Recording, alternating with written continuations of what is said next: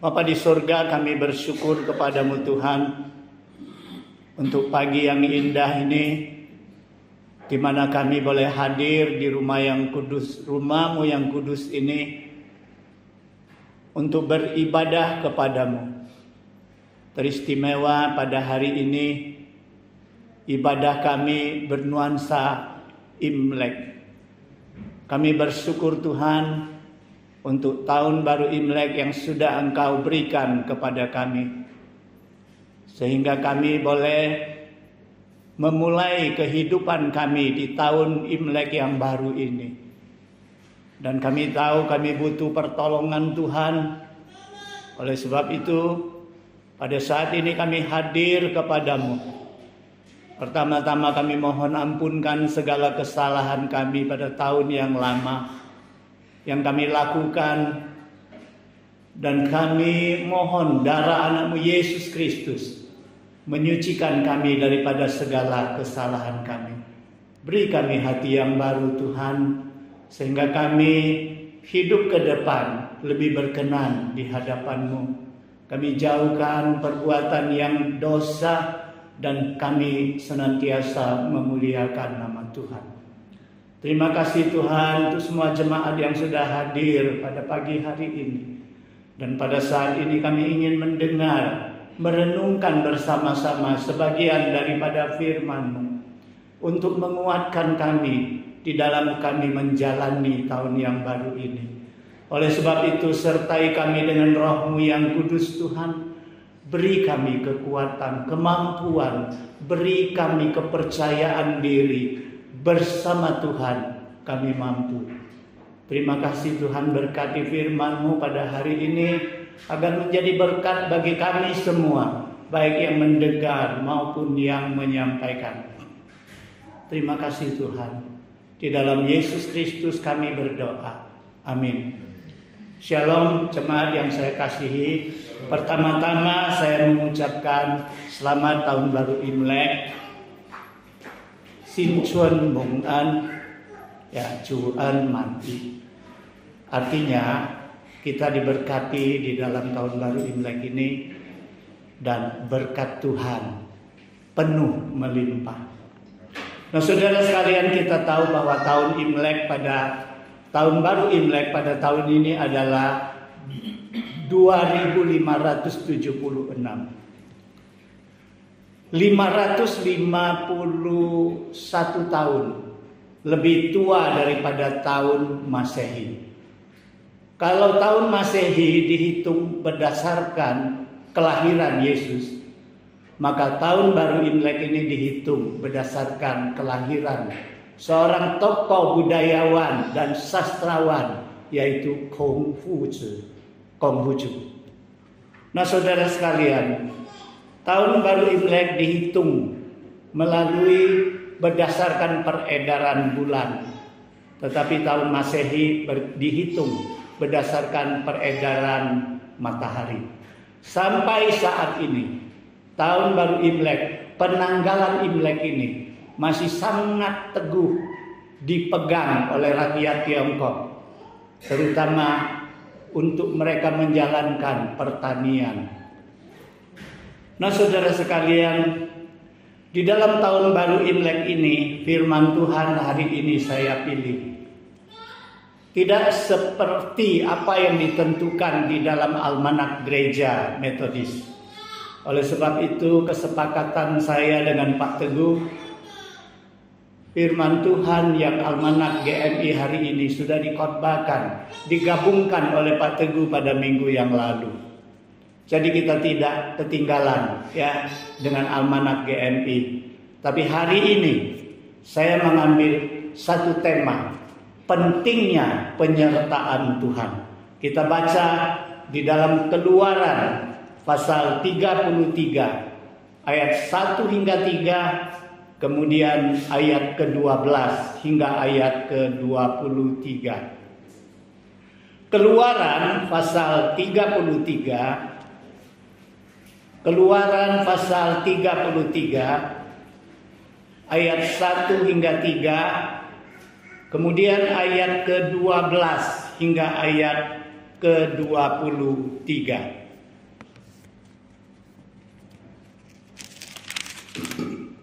Bila sudah mendapatkannya, kita baca dengan cara bersaut-sautan.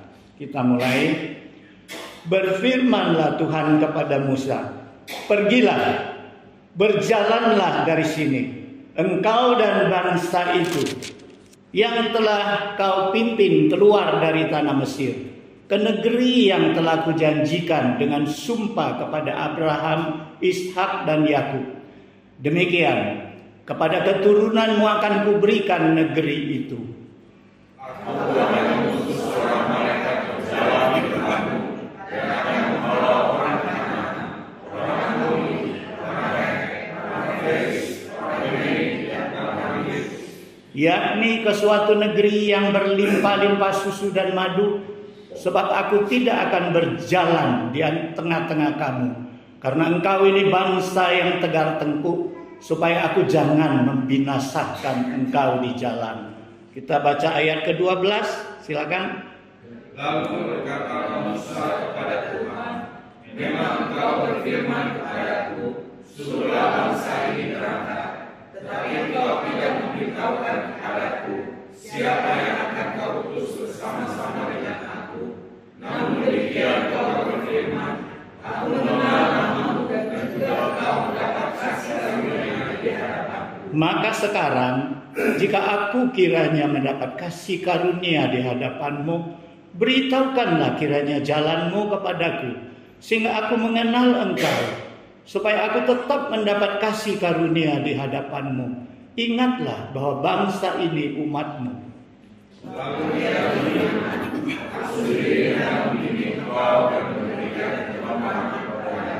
berkatalah Musa kepadanya, jika engkau sendiri tidak membimbing kami, janganlah suruh kami berangkat dari sini.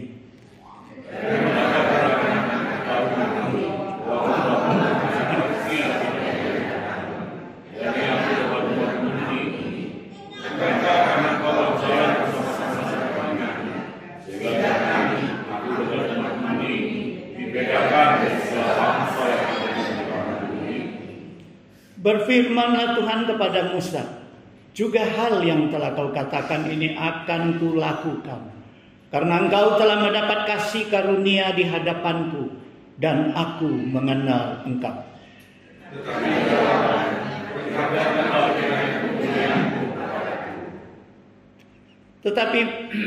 Tetapi firman-Nya, aku akan melewatkan segenap kegemilanganku dari depanmu, dan menyerukan nama Tuhan di depanmu. Aku akan memberi kasih karunia kepada siapa yang kuberi kasih karunia, dan mengasihi siapa yang kukasihani.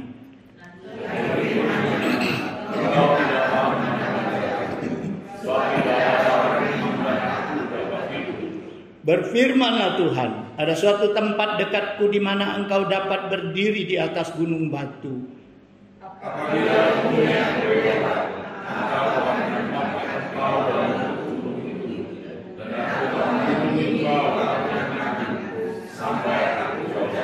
kita baca bersama ayat 23. Kemudian aku akan menarik tanganku, dan engkau akan melihat belakangku, tetapi wajahku tidak akan kelihatan.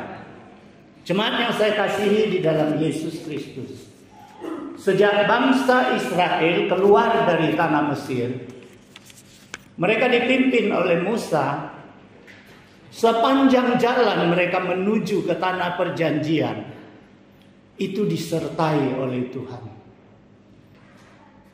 Pada siang hari Tuhan menyertai bangsanya dengan melalui tiang awan, supaya bangsanya tidak kena sengatan panas, teriknya matahari, dan panasnya padang gurun. Dan pada malam hari ini, pada malam harinya, Tuhan mengiringi mereka dengan tiang api, supaya mereka tidak kedinginan karena udara yang begitu dingin di padang pasir. Dan mereka mendapat terang bila mereka perlu berjalan pada malam hari. Nah saudara sekalian, tetapi apa yang kita baca pada hari ini? Kita melihat Tuhan begitu marah kepada bangsa ini, sehingga Tuhan berkata kepada Musa, pergilah, bawalah bangsa yang kau pimpin keluar dari Mesir, Bawalah mereka ke tanah perjanjian yang kujanjikan dengan nenek moyangmu. Tetapi dengan catatan, aku tidak beserta dengan kamu. Aku tidak mau berjalan di tengah-tengah kamu. Karena kalau aku berjalan di tengah kamu, akan kubinasakan kamu, bangsa yang tegar tengkuk ini. Nah, saudara sekalian, kita heran. Pada awalnya sepanjang jalan Tuhan iringi, Tuhan sertai bangsanya. Kenapa tiba-tiba dalam pembacaan kita hari ini, ketika mereka tiba di Gunung Sinai, Tuhan marah begitu besar kepada bangsanya. Nah, saudara sekalian, kalau kita baca ayat pasal sebelumnya, kita melihat di situ ada peristiwa anak lembu emas. Nah, saudara sekalian, anak lembu emas ini adalah dibuat bangsa Israel. Mereka memaksa Harun untuk membuat dari emas patung anak lembu. Untuk apa? Untuk mereka sembah, untuk mereka gantikan Allah yang memimpin mereka. Karena apa? Karena di Bukit Sinai itu mereka sudah tunggu. Musa dipanggil Allah naik ke atas Gunung Sinai.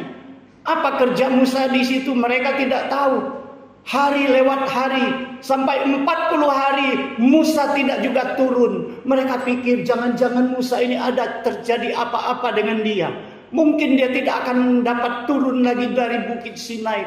Lalu kalau itu terjadi, siapa yang memimpin kami? Siapa yang memimpin kami? Mereka mendesak Harun supaya bikin Allah, bikin patung anak lembu emas.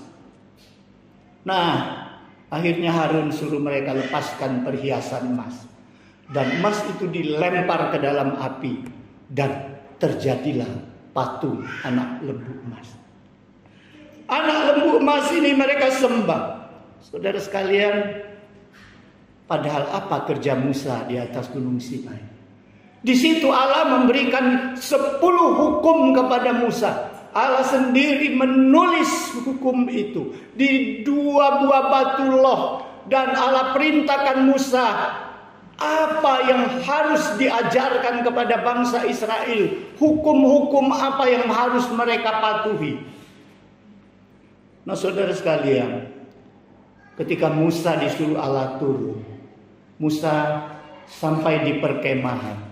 Musa melihat di situ rame-rame. Mereka berjoget, menari, menyembah, mengelilingi patung anak lembu. Musa begitu marah, saudara sekalian.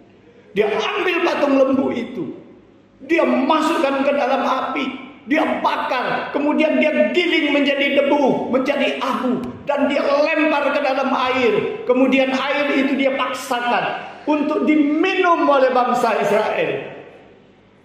Peristiwa mereka yang menyembah berhala itu.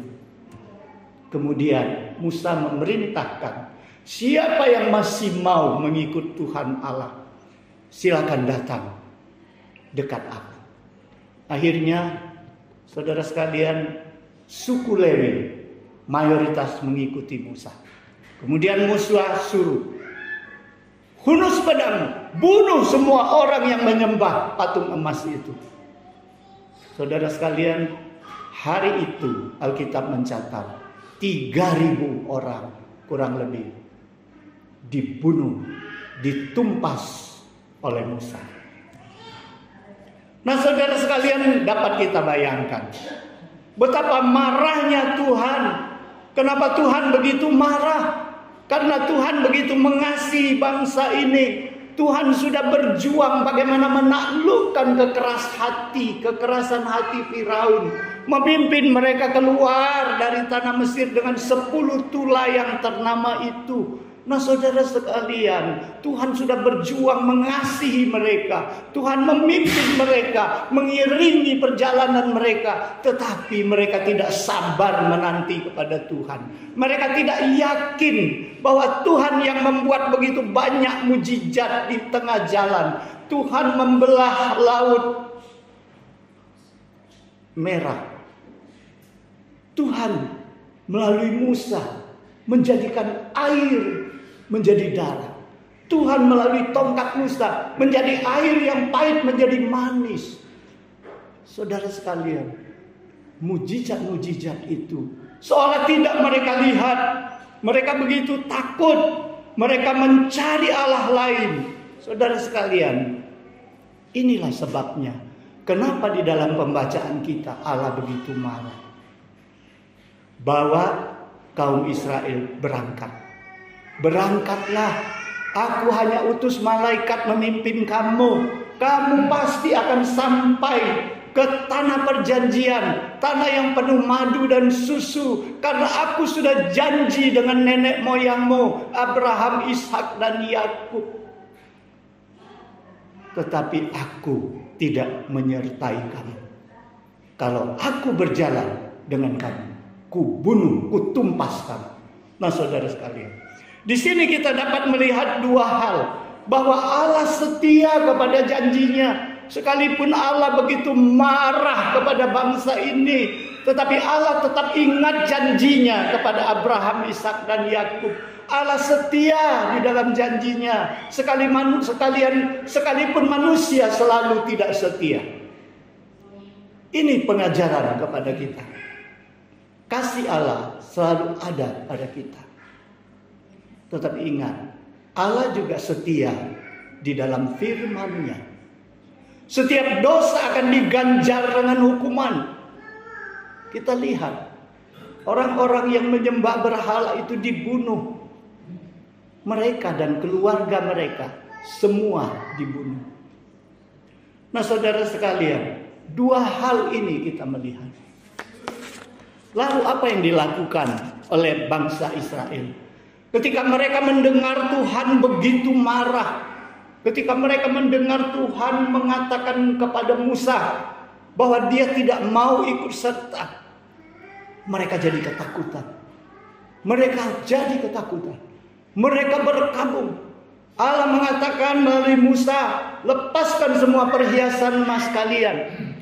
Dan sejak saat itu, bangsa Israel sepanjang jalan menuju tanah Kanaan, mereka tidak pakai perhiasan lagi.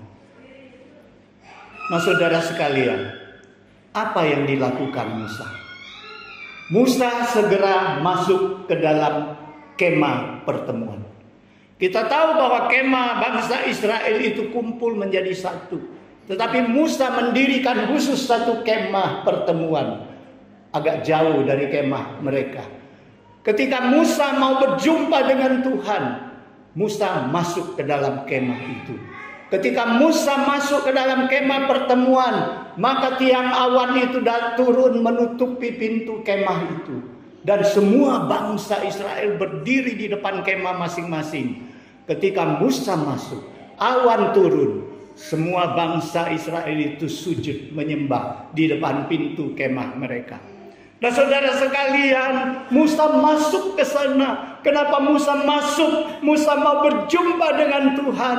Terjadilah percakapan Musa dengan Tuhan. Apa yang kita baca? Musa merayu Tuhan. Saudara sekalian, Musa tahu Tuhan begitu marah. Musa masuk dan dia merayu Tuhan. Dia katakan, Tuhan, bukankah engkau mengatakan engkau mengasihi aku? Bukankah engkau mengatakan bahwa aku mendapat kasih karunia-Mu? Kalau memang begitu Tuhan, tunjukkanlah jalan itu. Jangan suruh aku jalan sendiri tanpa engkau sertai. Lalu Tuhan menjawab, aku akan membimbing engkau. Dan aku akan menenteramkan hatimu. Saudara sekalian, Musa pikir tadi Tuhan suruh berangkat tanpa dia iringi. Sekarang Tuhan katakan, aku bimbing engkau, aku beri ketenteraman kepadamu. Benar atau tidak? Makanya Musa bertanya, menegaskan lagi di ayat ke-15. Musa katakan apa? Tuhan, kalau bukan kau yang memimpin, kami tidak sanggup. Jangan suruh kami berangkat kalau bukan engkau yang menyertai kami. Saudara sekalian, bukan itu saja. Musa ini pintar merayu Tuhan. Musa katakan, Tuhan, bukankah bangsa ini Kau yang bentuk? Bukankah bangsa ini Kau yang pilih? Semua bangsa yang lain tahu. Bukankah bangsa ini Kau yang keluarkan mereka dari Mesir? Dan Kau janji mengiringi mereka sampai tanah perjanjian. Apa kata bangsa semua? Kalau Kau tinggalkan bangsa ini, kalau Kau tidak mau mengiring bangsa ini sampai ke tanah perjanjian. Saudara sekalian, akhirnya hati Tuhan menjadi luluh. Akhirnya Tuhan menjadi luluh. Tuhan katakan apa? Juga hal yang Kau katakan ini akan Kulakukan. Allah mengatakan seolah demikian. Oke Musa, apa yang Kau katakan aku akan lakukan. Karena apa? Karena engkau memang mendapat kasih karunia di hadapanku, dan aku mengenal engkau. Saudara sekalian, di sini kita melihat beberapa pengajaran. Karena Musa, Tuhan memberikan pengampunan kepada bangsanya. Saudara sekalian, kita bayangkan, dari Tuhan begitu marah, begitu meluap amarahnya, sampai Tuhan katakan, oke Musa, karena perkataanmu aku lakukan. Karena aku mengasihi engkau, karena engkau mendapat kasih karuniaku.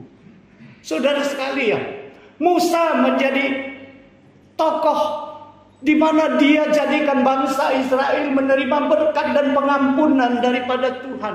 Karena Musa, Tuhan ampuni bangsa ini. Saudara sekalian, pernahkah karena kita Tuhan memberkati persekutuan kita? Pernahkah karena kita Tuhan berkati gereja kita? Pernahkah karena kita Tuhan ampuni dosa-dosa orang lain?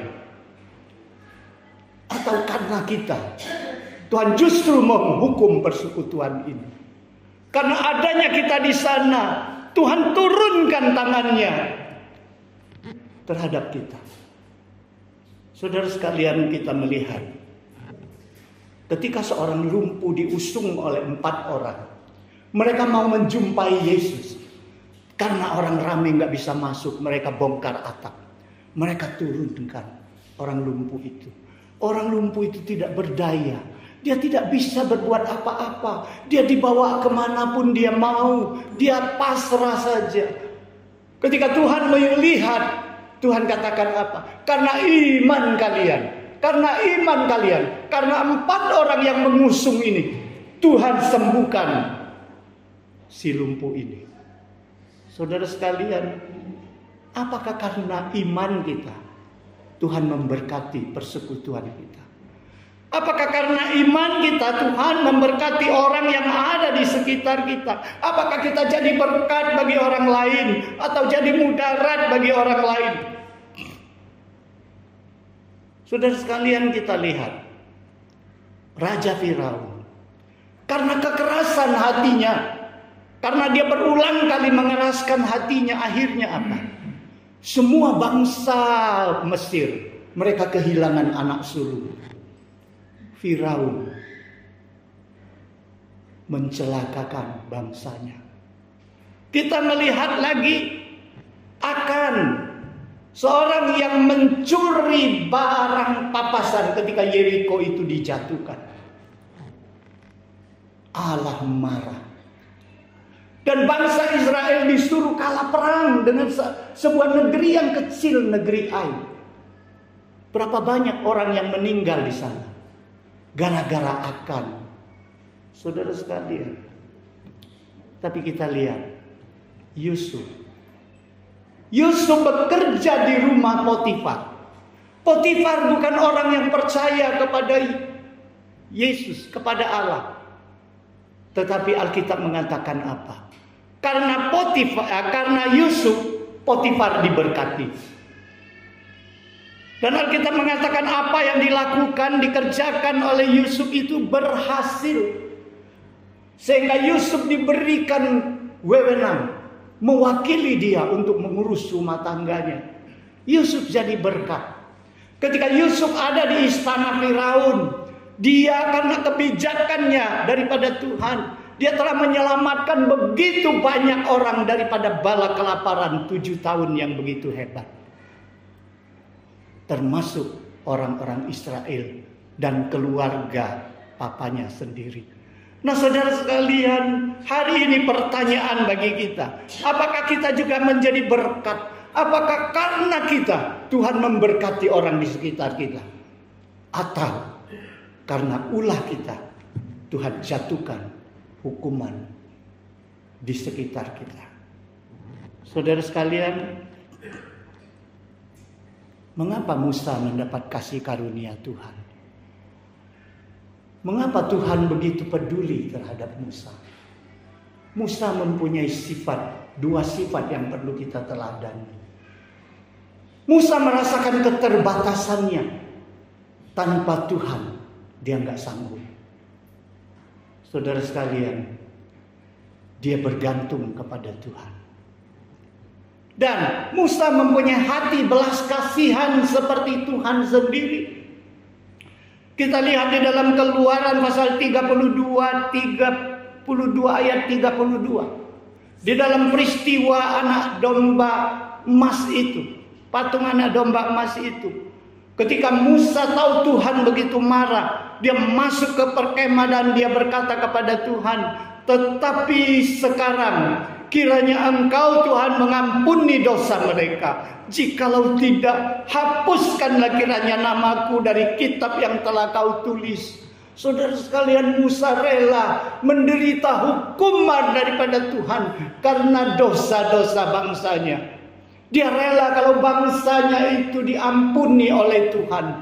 Dia memiliki belas kasihan yang demikian besar. Lalu hari ini, sampai di mana kita berikan kasih kita kepada orang-orang di sekitar kita?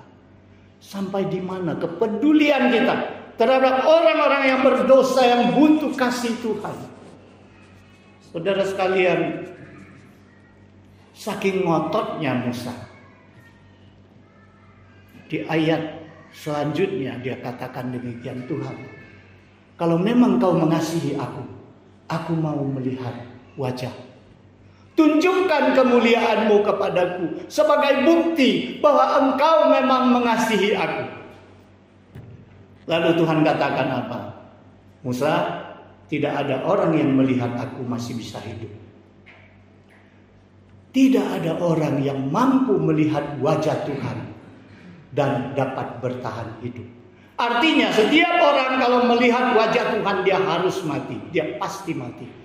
Jadi kalau sekarang ada orang mengatakan, "Oh, aku melihat wajah Tuhan," yaitu kita pikirkan kebenarannya menurut firman Tuhan. Tapi saking kasihnya Tuhan kepada Musa, permohonan Musa pun dikabulkan. Tuhan katakan, "Kalau demikian, Kau kutempatkan di suatu celah gunung. Aku akan lewat di depanmu. Ketika mukaku hadapan denganmu, kututup mukamu dengan tanganku. Setelah aku lewat, baru kulepaskan tanganku. Kau melihat belakangku." Saudara sekalian, betapa hebatnya Musa. Siapa manusia ini? Hebat seperti itu. Muka Tuhan tidak dia lihat, tapi belakang Tuhan dia lihat. Saudara sekalian, ini sebabnya Tuhan mengasihi Musa. Saudara sekalian, kenapa Musa tanpa Tuhan dia tidak sanggup memimpin bangsa Israel? Ini terpengaruh daripada riwayat atau perjalanan hidup Musa. Musa hidup 120 tahun. Umur Musa 120 tahun. Kita bagi 3 tahap. 40 tahun pertama Musa hidup di istana Firaun. Dia sebagai pangeran. Dia punya kuasa. Dia mau berbuat apapun boleh. Dia bisa berbuat apapun. Bagi Musa, aku bisa. Saudara sekalian, sampai dia melakukan hakim sendiri. Ketika dia lihat ada orang Mesir menghina orang Israel, dia bunuh tanpa mengadili. Dia bunuh, dia main hakim sendiri. Tapi kemudian dia melarikan diri. Ini tahap 40 tahun pertama. Ketika dia berlari, dia lari kemana? Dia lari ke padang gurun Midian. Disitulah dia bertemu dengan Jitro, calon mertuanya. Disitulah akhirnya Jitro menjadi mertuanya. 40 tahun kedua dia ada di sana. Dia hidup di dalam pelarian. Dia waktu itu mengatakan kepada dirinya, semuanya aku tidak bisa. Tadinya dia katakan dia semua bisa, karena dia pangeran. Dalam pelarian semuanya dia tidak bisa. Kita dapat lihat di mana? Pada akhir 40 tahun. Ketika Musa dipanggil Tuhan pada usia 80 tahun di Bukit Sinai. Musa, kau pergi. Aku sudah dengar bangsa Israel begitu banyak keluhannya karena mereka disiksa di tanah Mesir. Kau pergi. Aku utus kau untuk memimpin mereka keluar dari Mesir. Kau hadapi Firaun. Lalu Musa katakan apa? Siapa aku ini Tuhan? Kau suruh aku hadapi Firaun. Justru dia melarikan diri dari Firaun karena dia membunuh orang. Sekarang dia disuruh hadapin Firaun. Bagaimana aku mungkin Tuhan? Aku tidak sanggup, aku tidak mampu, aku tidak cakap berbicara. Alasan dia keluar karena apa? Dia memang merasa dia nggak sanggup. 40 tahun tahap kedua, Musa tetap menganggap aku tidak sanggup. Tetapi ketika Tuhan panggil dia, yakinkan dia, pergi, aku sertai engkau. Dia bawa tongkatnya, dia hadapi Firaun. Ketika dia lihat tongkatnya yang dilempar jadi ular, ketika dia lihat melalui tongkatnya dia bisa melakukan mujizat-mujizat. Hidupnya, semangatnya berdiri. Lalu dia katakan apa? Dia katakan apa? Apa dia katakan aku sanggup? Nah, Musa tetap ngomong, aku tetap tidak sanggup. Tapi Tuhanku sanggup. Beserta Tuhanku aku sanggup. Saudara sekalian, inilah yang ditunjukkan oleh Musa. Sepanjang jalan 40 tahun di padang gurun. Ketika dia menemukan kesulitan. Ketika dia menemukan masalah. Ketika hatinya kesal. Dia masuk ke kemah pertemuan. Dia mohon pertunjukan Tuhan. Petunjuk daripada Tuhan. Dan dia mengatasi satu persatu masalah. Dia mempunyai satu kesimpulan. Aku memang tidak sanggup. Tapi Tuhanku sanggup. Bersama Tuhanku, aku sanggup. Nah saudara sekalian, di tahap mana kita sekarang berada? Di tahap semuanya enggak sanggup. Disuruh pelayanan enggak sanggup. Disuruh kerjakan, korbankan waktu enggak sanggup. Korbankan tenaga enggak sanggup. Atau kita merasa semua sanggup, semua mau kita borong, semua kita kerjakan sendiri tanpa kompromi. Kita diktator, kita lakukan hakim sendiri sehingga situasi menjadi kacau balau. Ataukah kita di tahap ketiga, kita tahu Tuhan aku sebenarnya tidak sanggup.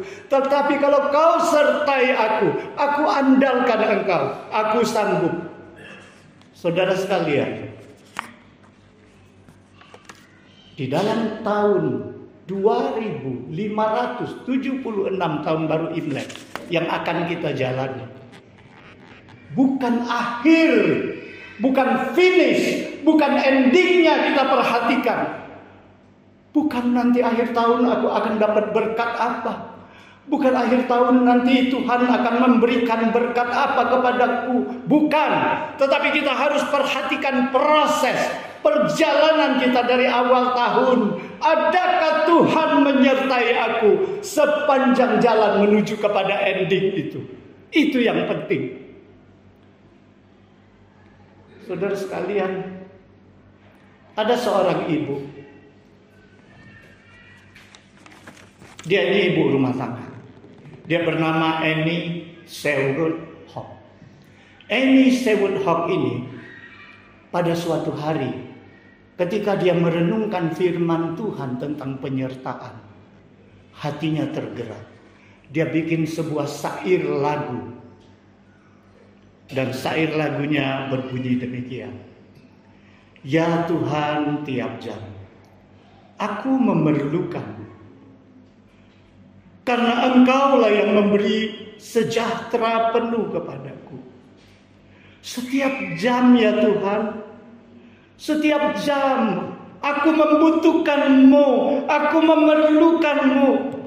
Sekarang aku datang Tuhan, Juru Selamatku, berkatilah aku. Saudara sekalian, setelah dia bikin syair ini, dia terbitkan di sebuah majalah di Amerika. Pada tahun 1872 dia tulis, dia terbitkan. Kemudian pada tahun itu juga, syair ini dilihat seorang hamba Tuhan yang bernama Dr. Robert Lowry. Dia langsung aransemen lagu itu dengan satu not, satu lagu. Dan lagu ini sangat terkenal. Walaupun sangat sederhana. Tadinya saya dengar lagu ini, saya pikir ini lagu biasa, ada apa kelebihan lagu ini? Tetapi ketika saya renungkan, dihubungkan dengan khotbah ini, saya merasa terharu. Saya merasa memang kita butuh Tuhan. Bukan di satu musim, bukan di satu minggu, bukan di satu bulan baru butuh, bukan 1 tahun sekali kita butuh Tuhan. Tetapi setiap jam, setiap saat kita butuh penyertaan Tuhan. Adakah kerinduan kita seperti ini? Apakah kita punya kerinduan Tuhan? Kalau Engkau tidak bersamaku, aku tidak mampu. Saudara sekalian, kita ingat, waktu zaman Israel, Tuhan sertai mereka dengan tiang api dan tiang awan. Tetapi ketika Yesus sudah hadir, ketika Yesus diangkat ke surga, Yesus memberikan satu janji. Aku akan menyertai kamu sampai akhir zaman. Dengan apa Yesus sertai kita? Dengan Roh-Mu yang kudus. Roh Kudus setiap saat dapat membantu kita. Tergantung apakah kita membutuhkan Roh Tuhan itu. Karena Roh Tuhan tidak pernah memaksa orang untuk menerima Dia. Tergantung kita. Apa kita setiap jam, setiap saat membutuhkan penyertaan Tuhan untuk menjalani hidup kita yang baru ini. Tahun baru Imlek ke 2576 ini, sehingga prosesnya yang kita pentingkan. Kalau endingnya nggak usah pikir. Tuhan itu tepat dengan janjinya. Kenapa saya katakan nggak usah dipikir? Karena terhadap semua orang yang dikasihnya, Tuhan mengatakan apa? Aku tidak merancang kecelakaan bagimu. Aku merancangkan damai, sejahtera, dan masa depan yang penuh harapan. Dan ending itu sudah ditetapkan Tuhan. Tidak usah kita pikirkan. Tuhan tidak akan mangkir daripada janjinya. Asal prosesnya, perjalanannya, kita menyertai Tuhan. Kita disertai Tuhan. Hari ini tema pentingnya penyertaan Tuhan. Semoga kita semua merasa penting. Kita penting disertai Tuhan menjalani tahun baru ini. Karena kita tidak tahu sebentar lagi akan terjadi apa terhadap kita. Apa yang kita harus hadapi sepanjang tahun 2025 ini. Hanya beserta Tuhan kita dapat melangkah dengan mantap dan menuju ke ending yang sudah Tuhan sediakan bagi kita. Sebentar lagi kita akan menyanyikan lagu yang ditulis Tuhan. Setiap jam aku memerlukanmu. Saya harap ketika kita menyanyikan lagu ini, kita resapi apakah setiap jam kita butuh dengan Tuhan. Mari kita berdoa. Bapa di surga, kami bersyukur kepada-Mu Tuhan, untuk firman-Mu yang membekali kami, untuk boleh menjalani tahun yang baru ini. Kami tahu Tuhan, kalau bukan Engkau yang menyertai kami tidak mampu. Jangan suruh kami berjalan Tuhan. Tolong kami ya Tuhan, sehingga kami dapat melakukan firman-Mu ini, menjadi anak-anak yang selalu menjadi berkat bagi orang banyak. Terima kasih Tuhan, berkati semua jemaat di dalam kami menjalani tahun baru ini. kami semuanya melangkah bersama Tuhan. Karena kami tahu endingnya Tuhan sudah sediakan berkat bagi kami. Terima kasih Tuhan. Di dalam Yesus Kristus kami berdoa. Mari kita bangkit berdiri, kita responi firman Tuhan ini untuk kita hidupi dan kita sambut dengan naikkan pujian.